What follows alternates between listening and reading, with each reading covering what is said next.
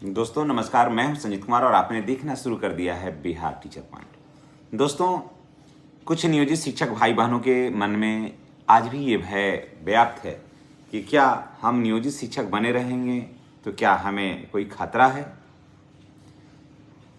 कुछ कमेंट करते हैं या उनका कमेंट मैं आपको सुना रहा हूँ, या फिर इसलिए वो ऐसा कहते हैं, सोचते हैं जो हमारे नियोजित शिक्षक भाई बहन हैं कि उनके आसपास बहुत सारे विशिष्ट शिक्षक होंगे, तो वो कहते होंगे कि अगर आप नियोजित शिक्षक ही रहिएगा तो आपको हटा दिया जाएगा, इसलिए आप एग्ज़ाम दे दीजिए, एग्ज़ाम देना अनिवार्य है। तो मैं सबसे पहले ये बता देना चाहता हूँ कि एग्ज़ाम देने के लिए नौकरी में बने रहने के लिए अनिवार्य नहीं है। अगर आप एग्ज़ाम देते हैं तो आपकी नौकरी बरकरार रहेगी, ऐसी कोई बात नहीं है। ये एग्ज़ाम इसलिए है कि आप नियोजित शिक्षक से अगर राजकर्मी बनना चाहते हैं तो आपको सक्षमता परीक्षा देना होगा। लेकिन जो बच्चों को पढ़ाते हैं जो शिक्षक, उनको ही ये बात का इतना दिन से अभी तक शिक्षकों को यही बात का पता नहीं है कि वो एग्ज़ाम किस लिए है, सक्षमता परीक्षा किस लिए है, नौकरी में बने रहने के लिए है या फिर राजकर्मी बनने के लिए है। पहले इस बात को क्लियर कर लीजिए। बहुत सारे हमारे शिक्षक भाई बहन हैं जो कमेंट करते हैं कि नियोजित शिक्षक आप जो एग्ज़ाम पास नहीं करेंगे पाँचों, वो या नहीं भरेंगे फॉर्म तो वो हट जाएंगे। ये आज भी पता नहीं ये लोग के मन में कहाँ से ये बात आती है और किस विचारधारा को लेकर के ये स्कूल में बैठे हैं या किस बैकग्राउंड से ये लोग आते हैं कि अभी तक ये बात उनको समझ में ही नहीं आ रही है कि एग्ज़ाम पास करने के लिए नियोजित शिक्षक बने रहना जरूरी है या सेवा में बने रहना जरूरी है या राजकर्मी बनेंगे वो। ये बात समझ में अभी तक नहीं आई है बहुत सारे लोगों को। मैं आपको ये क्लियर कर देता हूँ कि एग्ज़ाम देना या नहीं देना ये आपके मन पर निर्भर करता है। एग्ज़ाम आप दीजिएगा, सक्षमता दीजिएगा या नहीं दीजिएगा, ये आप पर निर्भर करता है कि आप चाहते क्या हैं। अगर आप नियोजित शिक्षक बने ही रहना चाहते हैं तो आपको एग्ज़ाम देने की कोई भी ज़रूरत नहीं है। साफ है बात। अगर आप राजकर्मी का दर्जा वर्तमान शर्तों पर प्राप्त करना चाहते हैं तो आप सक्षमता परीक्षा दे सकते हैं।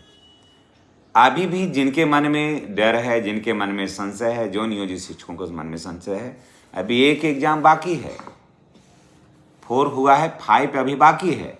अगर आप चाहें तो वहाँ दे सकते हैं। अगर डर लग रहा है मन में तो आप दे सकते हैं। आप स्वतंत्र हैं, समझ गए, आप स्वतंत्र हैं। मैं कभी नहीं कहता हूँ, किसी को भी नहीं कहता हूँ कि आप मत दीजिए। देना है तो दे सकते हैं, नहीं देना है तो नहीं दे सकते हैं।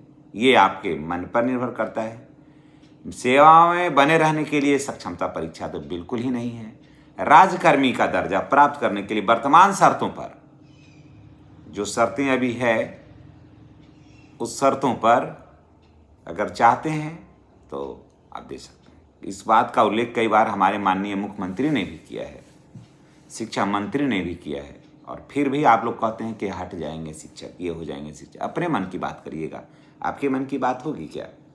फिर दूसरा देखिए कमेंट है कि अगर एग्ज़ाम पास करके ज्वाइन नहीं किए हैं या नहीं करेंगे या नहीं करना चाहते हैं तो क्या होगा।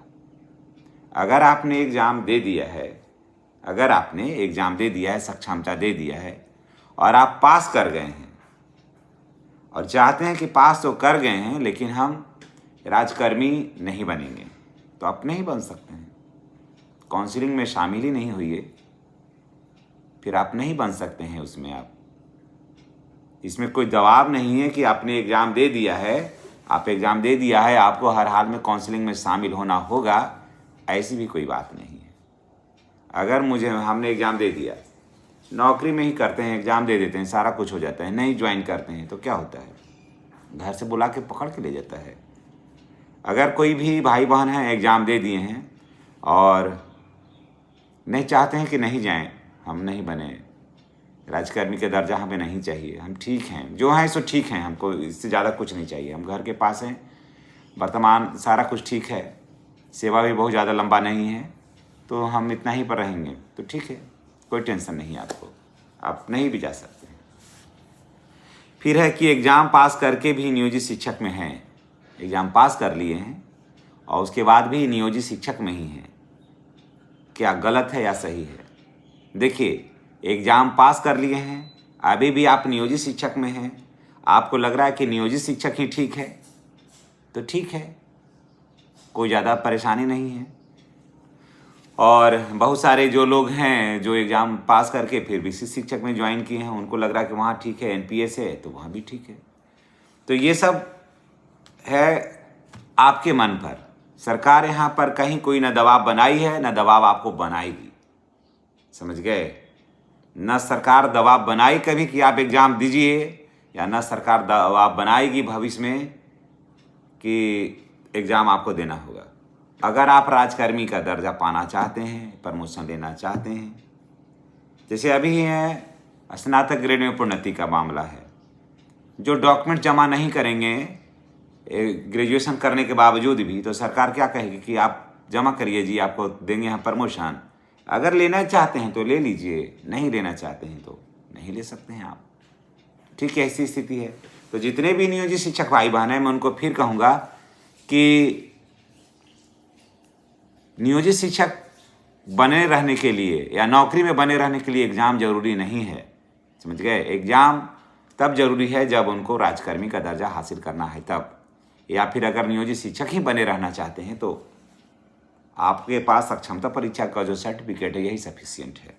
आपके पास स्टेट का जो सर्टिफिकेट है यही सफिशिएंट है, बशर्ते वो और सही होना चाहिए, बशर्ते वो सर्टिफिकेट जो है वो सही होना चाहिए।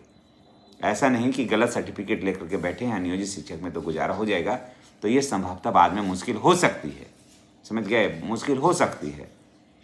मैं ये नहीं करूँगा कि हो जाए मुश्किल, संभावना है कि हो सकते हैं मुश्किल, लेकिन अगर आपके पास सारा कुछ सही है तो आप नियोजित शिक्षक भी हैं, तो फिर आप दिक्कत क्या है? उसके बाद नियोजित शिक्षक बन के रहने में भी आपको 8वें वेतन का लाभ मिलेगा ही मिलेगा। उसके बाद आपको स्नातक ग्रेड में प्रोन्नति, आपने फॉर्म बहुत सा जगह जमा भी हुआ होगा, वो मिलेगा ही मिलेगा।